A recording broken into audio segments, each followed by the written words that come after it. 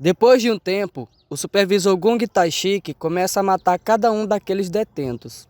Isso porque o pai de uma garota que foi abusada por um daqueles detentos o contratou para matá-lo. Mas Gong Taishiki era um daqueles psicopatas que gostava de matar pessoas. E antes mesmo de entrar na dungeon, ele já tinha decidido que iria matar todos que ali estavam. Vale destacar que ele se tornou integrante do departamento de monitoramento para ficar mais próximo dos caçadores e assim poder matá-los. Para ele, era mais divertido matar os caçadores do que os monstros. E no momento que ele está prestes a matar o último criminoso, os dois caçadores que pegaram o outro caminho veem a cena e soltam um grito. Neste momento, Sung, o Sr. Song e a senhorita Junhee ouvem os gritos e rapidamente chegam no local. E são surpreendidos por Gong Taishiki, que tenta matar Junhee furtivamente, mas Sung consegue protegê-la a tempo. Então, eles se deparam com a cena do massacre, e Sung lembra da sua vida depois que seu pai sumiu, e pede para Junhee curar o Sr. Kim, que havia entrado na dungeon por causa de sua família. Mas já era tarde demais, pois ele já havia perdido muito sangue, mas antes de morrer, ele pede perdão para Sung, e Sung, irritado, se vira em direção a Gong Taishiki, mas é impedido por Song. Ele pensava que Sung ainda era fraco, e por isso decide tomar a frente e enfrentar Taishiki. E pede para a senhorita Junhee aumentar a sua força com um buff. E apesar de ser um mago, ele também era um bom espadachim, já que ele treinava muito contra um caçador de Rank S, o qual fez seu discípulo. Mas Taishiki era de classe assassino, o que o tornava muito superior a Song em força, agilidade e estamina. Sem falar que ele era de Rank B, enquanto Song era de Rank C. Logo no início da batalha, as diferenças já ficam claras. E mais uma vez, Gong Taishiki tenta matar Junhee pelo fato de sua cura estar sendo incômodo para ele, pois ele não queria prolongar a luta. Mas Song não facilitava para ele também. Song era lento demais para acompanhar os movimentos de Taishiki e recebe vários golpes, até que cai no chão. E quando Taishiki se aproxima para desferir um golpe fatal, Song usa sua magia de fogo para matar Taishiki. Apesar de ter sido pego de relance, Taishiki conseguiu escapar com sua incrível velocidade. E quando vai desferir um golpe fatal em Song, Sung aparece e bloqueia o ataque. Surpreso por Sung bloquear seus ataques 2 vezes, Taishiki começa a se questionar qual era o rank e a classe de Sung. Após pensar por um tempo, ele chega à conclusão de que Sung recebeu um despertar duplo. Ao ouvir isso, Song e Junhee ficam surpresos. Taishiki parte para cima de Sung, o qual bloqueia seus ataques. Taishiki diz que é lamentável que todos eles vão morrer ali, junto com aqueles criminosos. Mas Sung diz que era ele quem iria morrer logo logo. Song fica impressionado de como eles podiam se mover tão rapidamente. Desde o início da batalha, eles estão quase na mesma velocidade, até que Junhee aumenta alguns status de Sung, o que dá a ele uma pequena vantagem. E mais uma vez, Taishiki ataca Junhee, lançando uma de suas adagas nela. Neste momento, Sung preocupado e sem poder reagir a tempo de salvá-la, o Sr. Song, no último segundo, consegue bloquear a adaga. Neste pequeno espaço de tempo que Sung desviou a atenção de Taishiki, ele é golpeado várias vezes, assumindo uma postura defensiva. Sung consegue minimizar os danos. E neste momento, olha só o que aparece para Sung. Quest de emergência: mate os inimigos. Então Sung parte para cima de Taishiki ao ativar sua habilidade arrancada, que aumentava sua velocidade em 30%. Ele surpreende a Taishiki e consegue quebrar sua guarda e desferir um golpe no rosto de Taishiki. Então, os debuffs da adaga são ativados: paralisia e sangramento, mas que logo são neutralizados por ele ser muito forte. Neste momento, Taishiki mostra sua carta na manga, sua habilidade de furtividade, que faz o cheiro, o som, a aura e o corpo dele desaparecerem completamente. Uma habilidade extremamente rara até mesmo dentro da classe de assassinos. E é exatamente por isso que ninguém sabia que ele possuía tal habilidade, já que todos que o viram usando foram mortos por ele. Com isso, ele conseguiu destruir os tendões de uma das pernas de Sung para impedir que ele se movesse como antes. Por estar muito longe de Junhee, curar seria impossível, já que era um ferimento grave e eles estavam muito longe um do outro. Após todos ficarem apreensivos por não poderem ajudar Sung, Sung surpreende a todos com a sua recuperação de status. Quando Taishiki o ataca novamente, ele consegue prever seus movimentos, mesmo ele usando a furtividade. Então Taishiki percebe outra coisa, que Sung já havia matado pessoas também. Então decide partir para cima de Sung com tudo que tem, mas Sung se defende de todos os seus ataques sem nenhuma dificuldade. E quando Taishiki cessa seus ataques, Sung ativa sua habilidade Sede de Sangue. E meus amigos, quem já assistiu Naruto vai lembrar de algo. Me lembrei do Itachi usando o Genjutsu para prender a consciência de Kakashi em uma outra dimensão.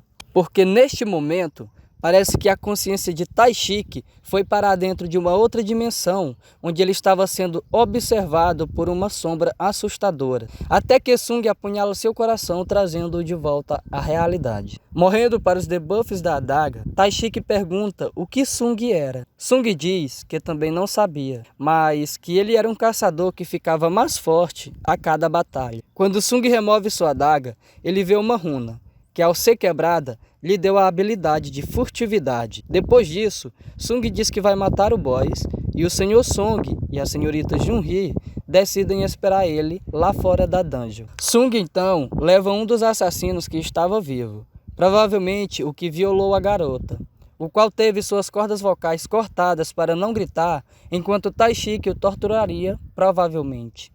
Sung leva ele para o salão do boss e, meus amigos, o cara pagou caro pelos seus pecados. Sung jogou ele para os goblins e o boss, que o massacraram. Depois disso, Sung sola o boss tranquilamente.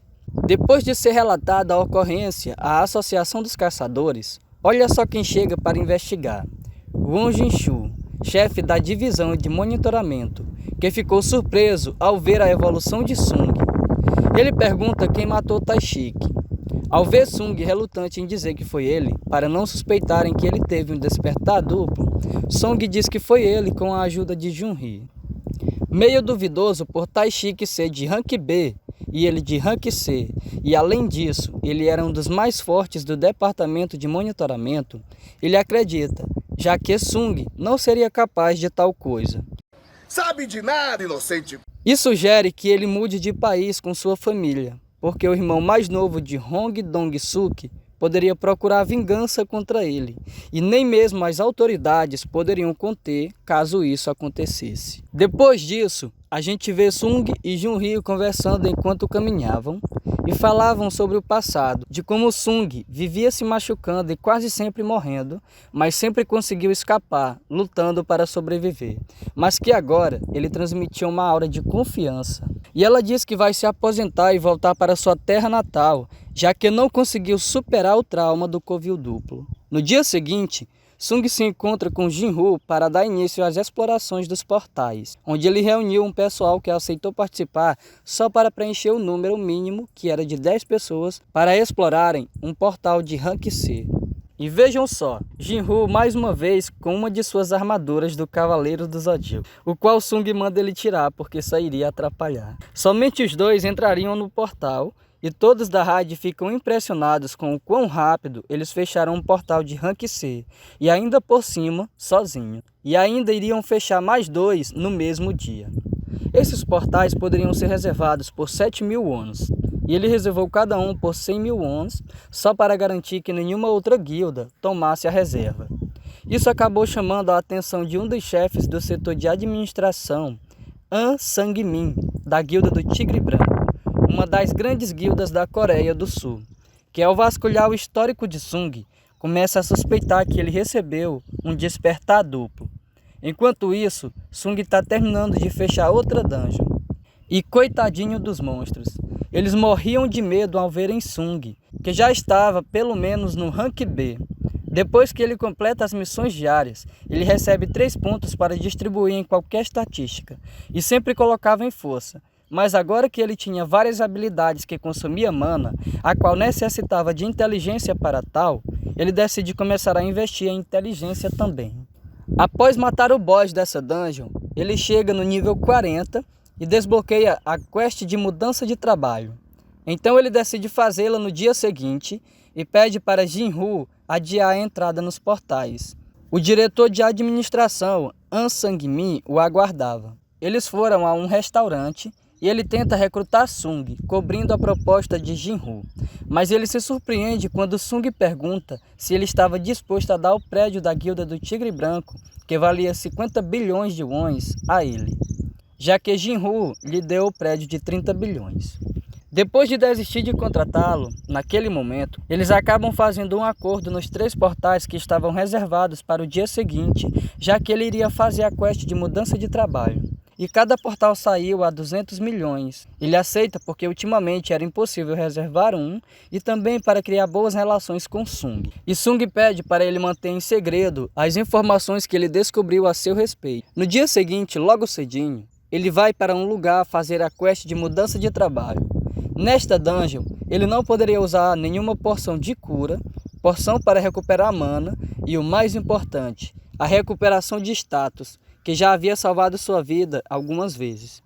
E que, por falar nisso, ele não fez achando que faria a quest de mudança de trabalho rapidamente, com tempo de sobra para fazer depois. No início, ele começou a enfrentar cavaleiros com a defesa tão alta que a adaga não conseguia perfurar a armadura. Então ele decide ir no soco mesmo. Com o passar do tempo, ele começou a enfrentar magos que usavam magia de fogo, assassinos que usavam furtividade, cavaleiros e arqueiros. Isso fez ele lembrar de todos os tipos de inimigos que ele já havia enfrentado.